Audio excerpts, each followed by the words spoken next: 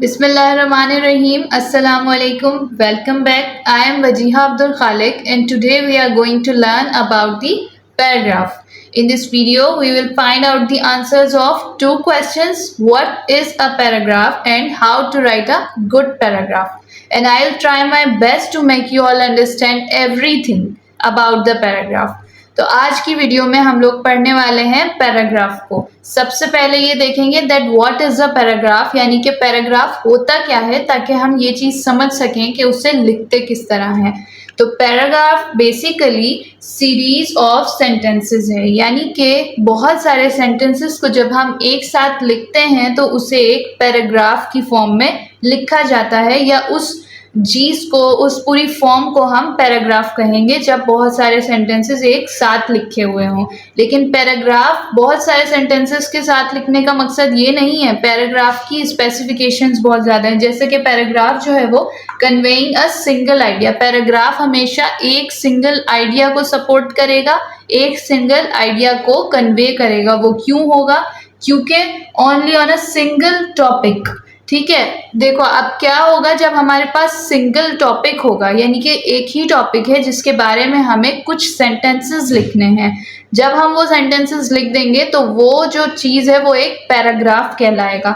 और पैराग्राफ कहलाने का मकसद ये है कि हमने सिर्फ एक ही टॉपिक के बारे में लिखना है। अब जब एक ही टॉपिक पर लिख रहे हैं तो फिर वो आइडिया भी एक ही कन्वे करेगा। You can not right on multiple topics in a single paragraph.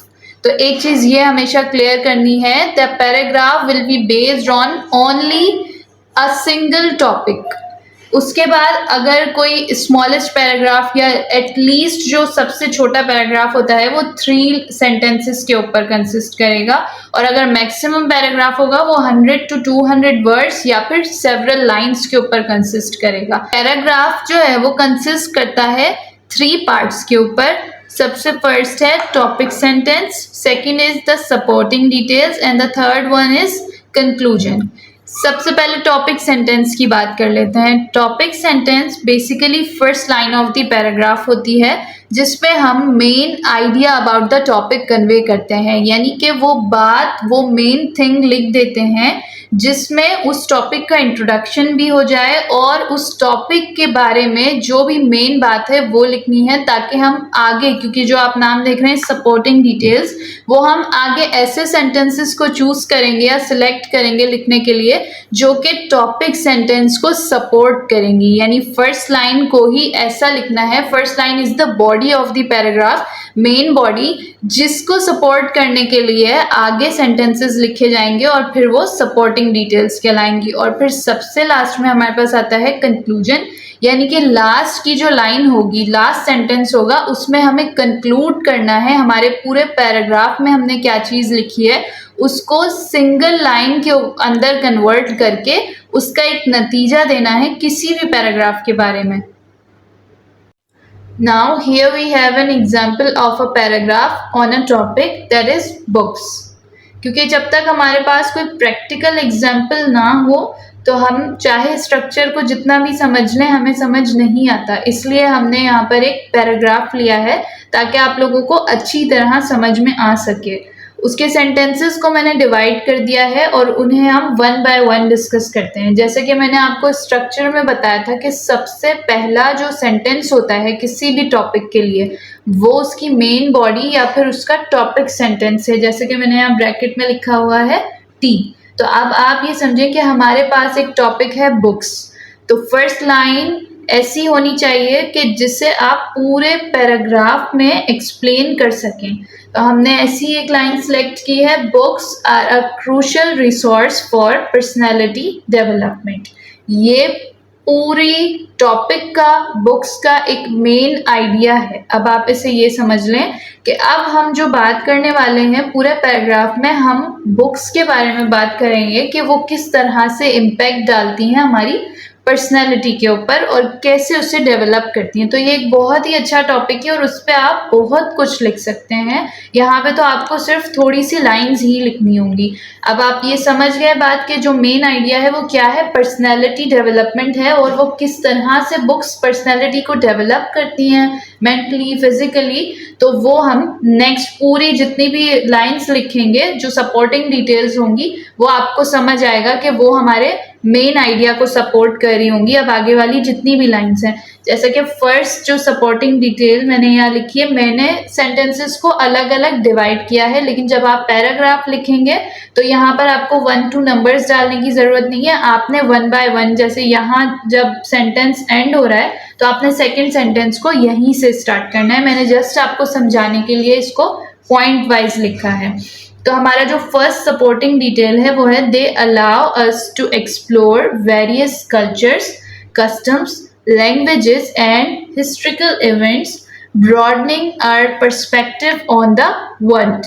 यानी कि फर्स्टली कैसे बुक्स हमारी मदद करती हैं, हमारे पर्सपेक्टिव को, हमारा जो व्यू है दुनिया को देखने का नज़रिया है वो कैसे बदलता है जब हम मुख्तलिफ किताबों में अलग अलग कल्चर्स को पढ़ते हैं, उनके कस्टम्स को देखते हैं, लैंग्वेजेस सीखते हैं और जब हमें नई नई तारीखों के बारे में पता चलता है कि किस तरह से तारीख में कौन कौन से इवेंट्स गुजरे हैं। तो ये सब कुछ हमें किससे पता चल रहा है, इनडायरेक्टली बुक्स से पता चल रहा है और इनकी वजह से हमारा पर्सपेक्टिव बदलता है चीज़ों के बारे में। इसीलिए हमारी पर्सनैलिटी में चेंज आता है जो कि एक डेवलपिंग चेंज होता है, यानी हमारी पर्सनैलिटी प्रोग्रेस कर रही होती है। तो ये फर्स्ट सपोर्टिंग डिटेल है हमारे मेन आइडिया के लिए।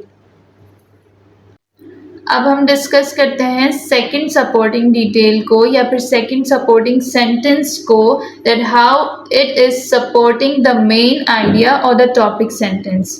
Reading the experiences of different people plays a vital role in our mental growth, helping us to become mature and deep thinker.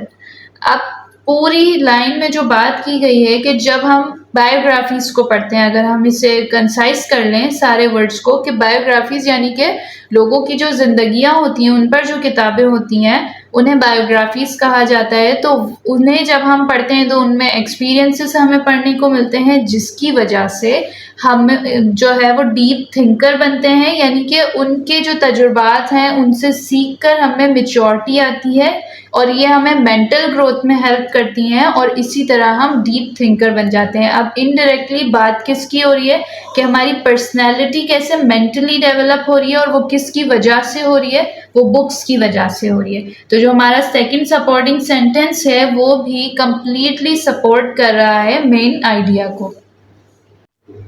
The wealth of information and vocabulary gained from the books enables us to discuss a wide range of topics, ultimately boosting our confidence. This is our third supporting sentence कि किस तरह से ये हमारे main idea को support कर रहा है। तो आप जब इसके सेंस को समझेंगे तो आपको समझ आएगा कि ये कंप्लीटली मेन आइडिया या जो हमारी फर्स्ट लाइन थी पर्सनैलिटी डेवलपमेंट के बारे में, तो उसे किस तरह से सपोर्ट करता है। अब देखें, बहुत ज़्यादा मालूमात, अ लॉट ऑफ इंफॉर्मेशन और वोकेबलरी, जब हम इस चीज़ को जानते हैं कि हमारे पास किसी भी टॉपिक के बारे में या जब हम बहुत सारी किताबें पढ़ते हैं तो उनसे हमें बहुत इन्फॉर्मेशन मिलती है जिसकी वजह से हम दुनिया के बहुत सारे टॉपिक्स पर बात करने के काबिल हो जाते हैं। और जब आपको किसी चीज़ के बारे में पता होता है तो आप उसके बारे में बहुत ही कॉन्फिडेंट होते हैं। इस तरह से क्या है कि इंफॉर्मेशन और वोकेबलरी हमारी पर्सनैलिटी को कॉन्फिडेंस का रिवॉर्ड देती है एक तरह से, कि अगर आपको किसी चीज़ के बारे में पता होगा तो आप बहुत ही कॉन्फिडेंटली उसके बारे में बात कर पाएंगे। तो इस तरह से हमारी पर्सनैलिटी जो है वो डेवलप होती है। अब हमने यहाँ पर 3 सेंटेंसेस सिलेक्ट किए थे सपोर्टिंग डिटेल्स में और उन तीनों ने ही कंप्लीटली हमारे मेन आइडिया को सपोर्ट किया। इसके अलावा भी बहुत से सेंटेंसेस हो सकते हैं और जिस तरह से अगर हम बुक्स पढ़ते हैं तो उसमें बहुत ही अच्छी आदतें अपनाने की बहुत सारी किताबें हैं। अगर आप वो किताबें पढ़कर आदतों को अपनाते हैं तो इवेंचुअली वो आपकी पर्सनैलिटी का हिस्सा बन जाती हैं, आपके एटीट्यूड का हिस्सा बन जाती हैं। तो आप यहाँ पर ये लाइन भी ऐड कर सकते हैं। Now let's discuss the third component of the paragraph, that is conclusion. In conclusion, books are an essential and highly beneficial tool for the personal growth. अब हमने जब पूरा पैराग्राफ लिख दिया, टॉपिक सेंटेंस लिख दिया, उसके बाद उसकी सपोर्टिंग डिटेल्स लिख दी, तो हमने उसे कंक्लूड भी तो करना था। तो अब हमने ये कंक्लूजन निकाला है कि बुक्स जो हैं वो बहुत ही ज़रूरी और बहुत ज़्यादा फ़ायदेमंद एक टूल हैं, एक हथियार की तरह हैं इंसान की पर्सनल ग्रोथ के लिए।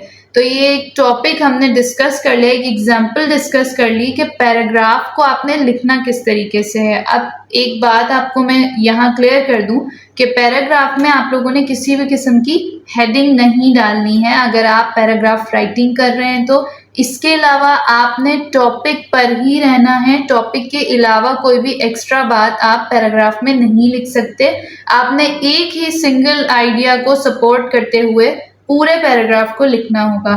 कुछ टॉपिक्स या फिर मेजॉरिटी ऑफ द टॉपिक्स कह लें तो उनके दो एस्पेक्ट्स होते हैं, या तो आप उनकी पॉजिटिव एस्पेक्ट को डिस्कस कर सकते हैं या फिर नेगेटिव एस्पेक्ट को डिस्कस कर सकते हैं अगर आप उस टॉपिक के सपोर्ट में ना हो तो ये चीज़ बहुत ही ईजी हो जाती है जब हमारे पास टॉपिक कोई इस तरह का होता है जिसमें हमें अपने व्यू को बताना होता है, that whether you are supporting the paragraph और नॉट, जो भी हमारा टॉपिक है उससे। तो इसे लिखने में आसानी हो जाती है क्योंकि जब भी आप किसी चीज़ को सपोर्ट करते हो तो वहाँ पर आप उसके एडवांटेजेस बताते हो, वहाँ पे आप वो कितना यूज़फुल है वो सब कुछ बताते हो। तो इसमें कोई मुश्किल नहीं है कि आप उसका कोई भी मेन आइडिया निकाल सकते हो। और जब भी आप किसी चीज़ की नेगेटिविटी को बताते हो तो वहाँ भी आपको ये चीज़ क्लियर होती है कि उसकी नेगेटिविटीज़ क्या हैं, तो उसमें भी आपको मेन आइडिया निकालने में कोई मुश्किल नहीं होगी। बाकी अगर पैराग्राफ राइटिंग आप सीखना चाहते हैं तो आप ज़्यादा से ज़्यादा अलग अलग टॉपिक्स, अगर आप बिगनर हैं तो आप इजी टॉपिक्स जैसा कि स्कूल है, फ्रेंडशिप है, हाउस है, कार है, किसी भी तरह के छोटे छोटे जो इजी टॉपिक्स होते हैं, इजी सेंटेंसेस के साथ आप स्टार्ट करें। और जब आपकी ये प्रैक्टिस कंप्लीट हो जाए तो फिर आप थोड़े कॉम्प्लेक्स टॉपिक्स, थोड़े हाई लेवल जो टॉपिक्स होते हैं उनकी तरफ जाएं ताकि आपकी जो पैराग्राफ राइटिंग है वो अच्छी हो सके।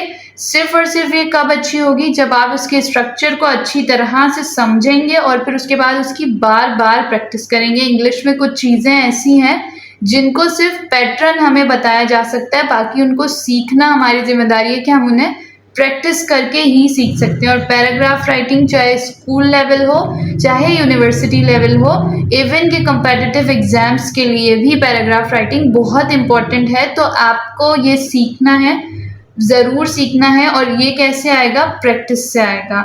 आज की वीडियो कंप्लीट होती है। आई होप कि आप लोगों को पसंद आई होगी। इंशाल्लाह नेक्स्ट वीडियो में मुलाकात होगी। तब तक के लिए थैंक यू सो मच। अल्लाह हाफिज़।